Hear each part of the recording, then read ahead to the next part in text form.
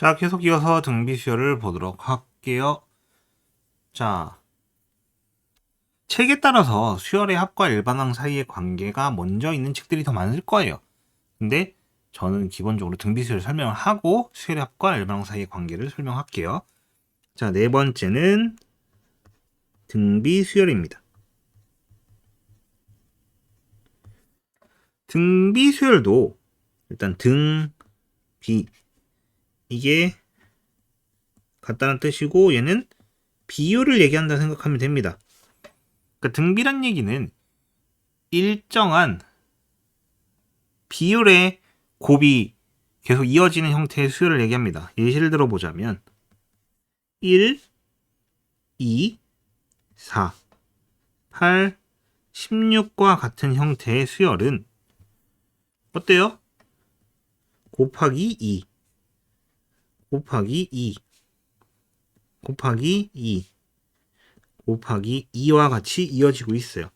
그럼 우린 이거를 공비라고 이야기합니다. 그리고 알파벳으론 R로 표현해요. 그럼 이때 이 초항은 A라고 보통 표현을 하니까 자, 얘는 A 곱하기 R이 된 거죠. 그럼 여기다 R을 한 번 더 곱하니까 얘는 A 곱하기 R의 제곱, 얘는 A 곱하기 R의 세제곱, A 곱하기 R의 4제곱 같은 형태가 되기 때문에 n번째 항이라고 주어진 거는 일반항 AN이라고 쓰는데 저때 AN은 A 곱하기 R의 n-1제곱 이렇게 표현을 합니다. 이때 A는 첫 번째 항, 그 다음에 R은 공비다 이렇게 받아들이면 돼요. 자, 그랬을 때 등차수열에서 봤듯이 얘도 점화식이란 게 존재를 합니다. 자, 그러면은 A의 n 플러스 1번째 항은 A의 n번째 항에다가 어떤 성질을 첨가를 했을 때 그 다음 항이 되느냐. 자, 등비수열은 공비를 곱하면 다음 항이 됐죠. 그래서 이때 곱하기 R, 즉 R 곱하기 AN 이렇게 된 게 등비수열의 점화식 형태입니다. 그러면은 한번 이런 거 AN 플러스 1은 3 곱하기 AN 이렇게 돼 있어요. 이때 뭐예요? 공비가 3인 등비수열을 이야기합니다. 공비가 3인 등비수열. 초항은 뭐 따로 주어지지 않았다면 알 수가 없는 상태지만 공비는 반드시 알아낼 수 있다. 이렇게 받아들일 수 있죠. 자, 그러면은 점화식까지 봤는데 얘도 당연히 등차 수열과 비슷하게 등비 중항이란 게 존재를 합니다. 그럼 순서대로 쓰게 되면 A, B, C가 얘가 세 숫자가 등비 수열이에요. 그럼 B를 기준으로 C는 B에다가 R을 곱한 거. 그럼 A에다가 R을 곱해야지 B가 되는 거니까 얘는 R분의 B라고 표현을 하면 되겠죠. 그랬을 때 A 곱하기 C는 R분의 B 곱하기 R이니까 자연스럽게 B 제곱이 됩니다. 그렇다면 우리 여기서 넣을 수 있는 정보는 뭐예요? B 제곱은 A 곱하기 C구나 라는 게 등비 중항입니다. 근데 여기서 여러분이 반드시 알아야 될 게 뭐냐면은 예를 들어 얘만 갖고 그러니까 A하고 C만 갖고 B를 파악할 수 있느냐라고 물었을 땐 그건 또 아니에요. 예시를 하나 들어보자면 이런 겁니다. 자, 여러분에게 1, 네모 4라고 문제를 줬어요. 그럼 이때 네모 안에 들어있는 게 등비수열이래요. 등비수열. 그때 네모 안에 숫자는 얼마냐? 정답은 2라고 쓰면은 여러분은 그 문제에 당연히 빨간 줄이 그어질 겁니다. 왜? 자, 얘를 B라고 할게요. B 제곱이 4래요. 그럼 B는 플러스 마이너스 2가 되겠죠. B가 만약에 2라고 하면 이때 공비는 2입니다. 근데 만약 B가 마이너스 2라고 하면 공비가 마이너스 2인 거예요. 자, 이때는 곱하기 2씩을 한 거고 이때는 곱하기 마이너스 2씩을 한 겁니다. 그래도 성립을 하죠. 그렇기 때문에 등비 중앙일 때는 조금 더 침착하게 주의를 해야 한다 입니다. 알겠나요? 이게 바로 등비 수열입니다. 자, 그러면은 당연하게 등비 수열의 합도 공부를 해야 됩니다. 등비 수열의 합도 마찬가지로 SN이라고 일반적으로 표현을 하는데 같은 문제에 수열의 합이 여러 개가 등장하면은 모두 다 SN으로 표현하지 않습니다. 그 문제에서는 SN, TN 뭐 이런 식으로 서로 구분은 해요. 하지만 일반적으로는 수열의 합을 SN이라고 표현을 합니다. 자, 첫째 항이 A, 공비가 R인 수열의 합을 대문자 SN이라 하자라고 했을 때, 자, 이때 여러분이 알아야 될 건 뭐냐면 이 수열의 공식을 자 나열할 거예요. 수열 나열할게요. A, AR, AR의 제곱, AR의 세제곱, AR의 4제곱, AR의 5제곱, 점점점에서 AR의 n-1제곱 이렇게 식으로 되겠죠. 등차 수열 같은 경우에는 얘와 해당하는 걸 거꾸로 요거를 여기 밑에 써서 두 개를 더하면 된다 라는 식으로 얘기를 했었습니다. 맞죠? 근데 등비 수열의 합에서는 일단은 그런 식으로 표현을 하지는 않고요. 일단은 얘를 자, 두 가지로 나눌게요. 이때 일반적으로는 세 가지로 나눌게요. 첫 번째, R이 1보다 클 때, 두 번째, R이 1보다 작을 때 이 두 개는 같은 공식을 가질 거고 세 번째, R이 1일 때 각각 이렇게 공식을 나눠 가질 겁니다. 자, 그러면은 이런 식으로 표현이 됐을 때 A, AR, AR 제곱 했을 때 우리가 알고 있는 공식 중에 이런 게 있습니다. 자, 1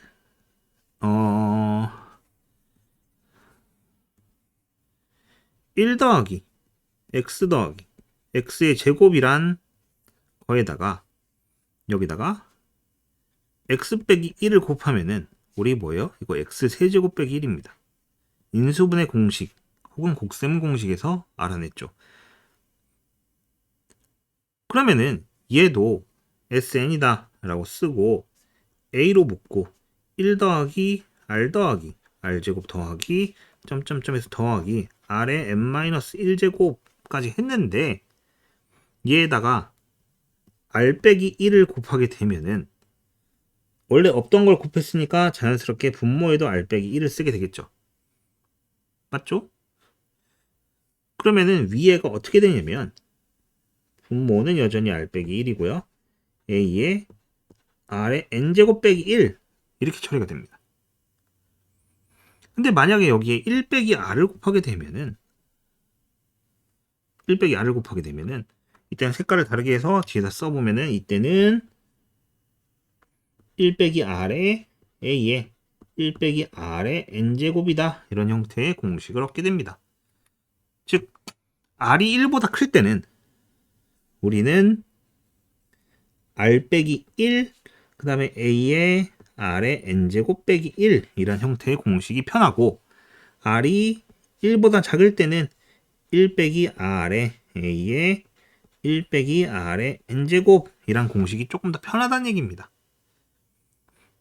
보통 일반적으로 이걸 활용해서 얻어낸 거예요. 물론 다른 방식이 존재를 합니다. 그것도 여러분에게 알려줄 거예요. 근데 요게 조금 더 이해하기 편할까 해서 알려주는 거예요. 그럼 요거 말고 일단 자, 이거 다 지우고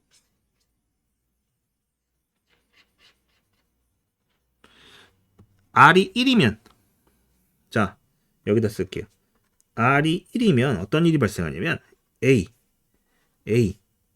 A 이렇게 해서 A의 n번째 항도 A가 됩니다. 그럼 얘는 이때 이 항의 개수가 총 n개가 되는 거예요. A가 몇 개 있다? n개 있다 라고 해서 이때는 그냥 A 곱하기 n과 같습니다. R이 1일 때는 이런 매우 쉬운 공식을 얻어낼 수 있는 거예요.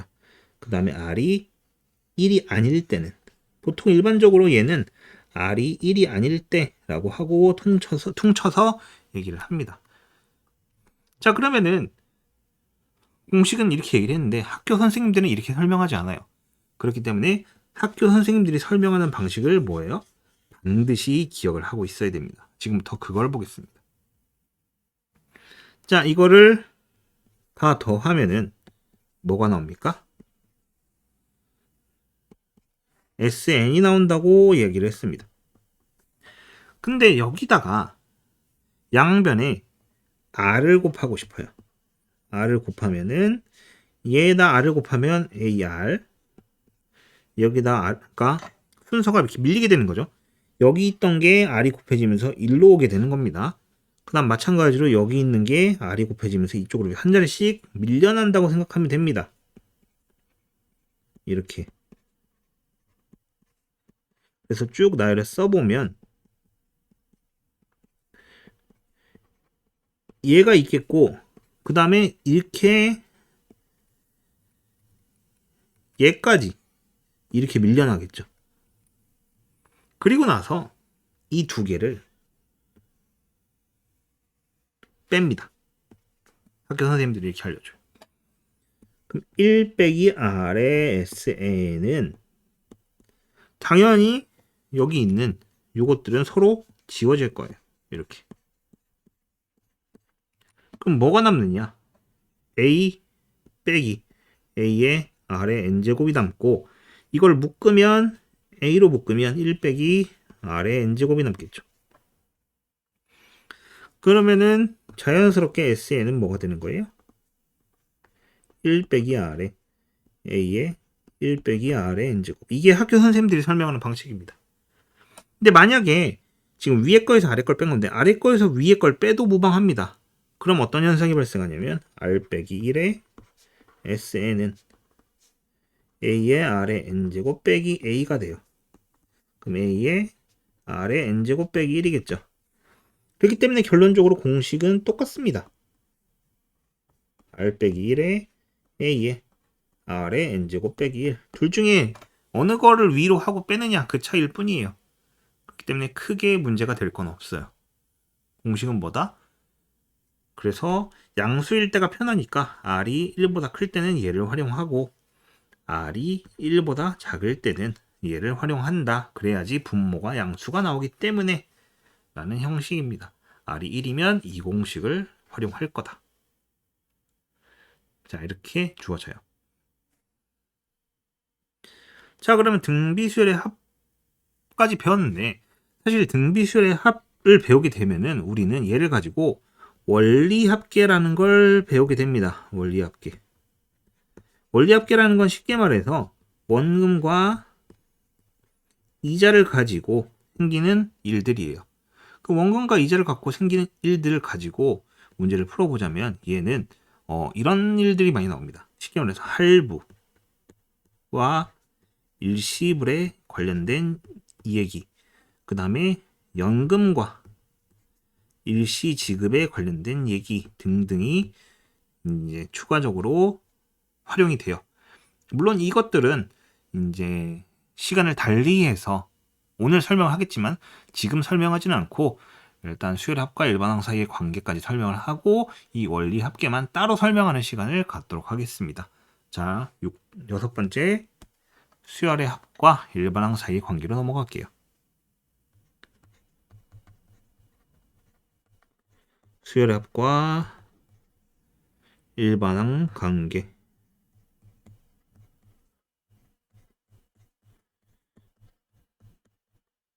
자, 수열의 합이라고 하면은 표현되는 건 대표적으로 뭐예요? 대문자 SN입니다. 일반항이라고 하면은 AN으로 표현을 하죠. 그럼 대문자 SN과 a, n 사이의 관계를 어떻게 알 수 있느냐라는 게 지금 포인트입니다. 자, 그럼 SN을 좀 써보면은 SN은 다음 것 같아요. A1부터 어디까지 더하라는 소리예요? 당연하게 A의 n번째까지 더하라는 소리입니다. 그러면은 나는 이 SN을 가지고 이 AN이라는 일반항을 알고 싶어. 그럼 어떤 방식을 취하면 되냐면 바로 S의 n-1. 자, 그러면은 얘는 자연스럽게 어디까지 더하게 돼요? A의 n-1까지 더하게 됩니다. 그리고 두 개를 빼버립니다. 그럼 Sn과 S의 n-1을 빼게 되면은 이게 지워집니다. 그리고 나서 어떤 현상이 발생하느냐? Sn 빼기 S의 n-1은 AN이다 라고 알게 됩니다. 수열의 일반항이 등장했습니다. 하지만 엄청 큰 문제가 발생을 합니다.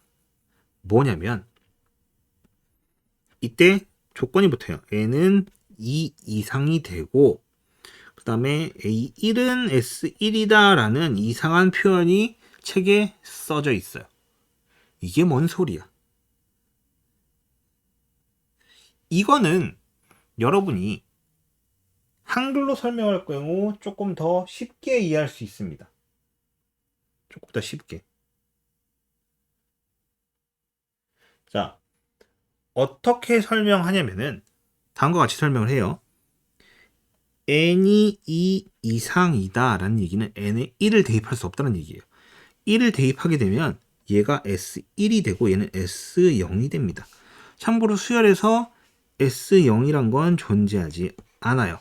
그렇기 때문에 당연하게 n은 2부터 대입을 합니다. 그럼 만약 1을 대입하게 되면은 여기다 1을 대입하게 되면 S1 빼기 S0은 A1이다 라는 오류가 발생을 해요. 그렇기 때문에 n은 2부터 실행을 하는데 A1은 S1이다 라는 이건 뭔 말이야? 자, 얘는 A1이 아니라 초항이라는 의미로 받아들입시다. 초항은 여기 처음에 SN이라고 수식이 주어질 겁니다. 수식이 주어질 거예요. 그럼 여기다가 1을 대입하면은 S1은 1항부터 1항까지만 더한 거기 때문에 여기다 1을 대입하면 요 SN을 구성하고 있는 수열의 첫째 항만 나오게 됩니다. 숫자 값이. 그때 그 숫자 값을 쓰란 얘기입니다. 자, 예시를 들어볼게요. SN이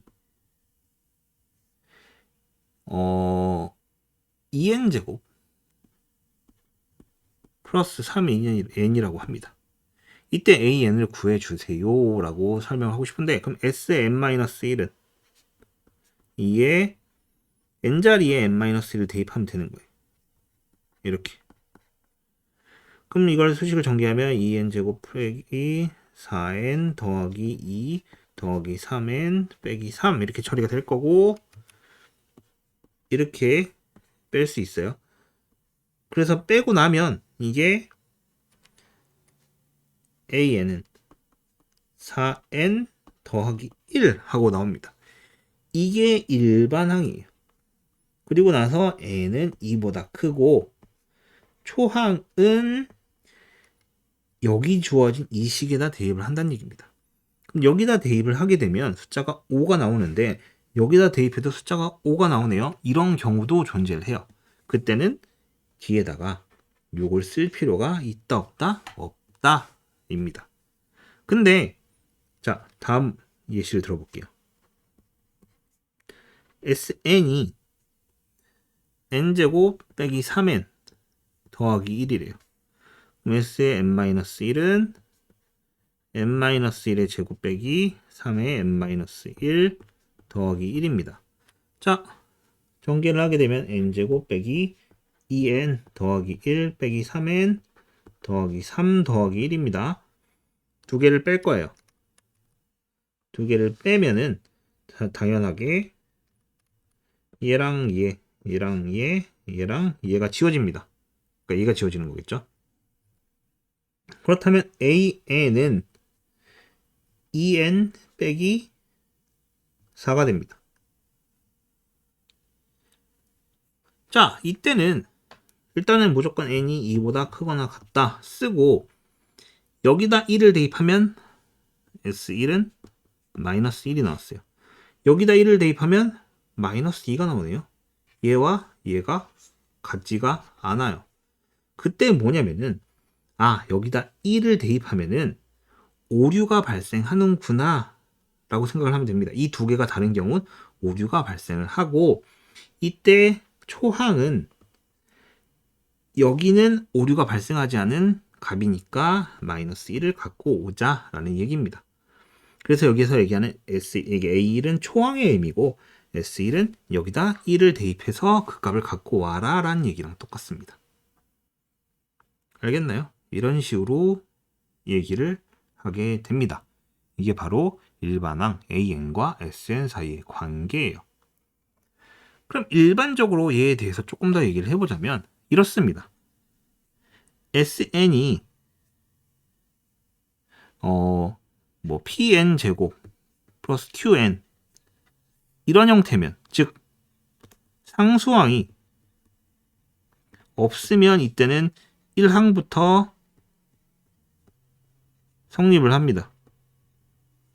근데 만약 SN이 PN 제곱 플러스 QN 더하기 R처럼 상수항이 존재를 해요. 그럼 뭐예요? 이때는 2항부터 성립을 하게 됩니다. 왜 이런 일이 발생하느냐? 여기다가 S0을 대입하면 이때 0이에요. 즉 S0이 여기라는 얘기는 여기서 오류가 발생할 이유가 없다는 얘기예요. 이때는 오류가 없다라는 얘기와 같고 S0이 0이 아니야. 어떤 숫자가 있어. 이때는 오류가 발생을 했다라는 얘기와 동일하기 때문에 그래서 굳이 이런 형태, 다항식 형태의 수열이 아니다 하더라도 예를 들어서 SN이 등비 수열 형태일 수도 있잖아. 그랬을 때도 S0이 0이면 오류가 없다라는 형식으로 받아들이면 됩니다. 그렇게 받아들이면 돼요. 알겠나요? 이렇게 해서 처리가 됩니다. 자, 그럼 수열의 합과 일반항 사이의 관계를 봤습니다. 계속해서 이제 원리합계를 보기로 약속했으니까 원리합계를 같이 보도록 합시다.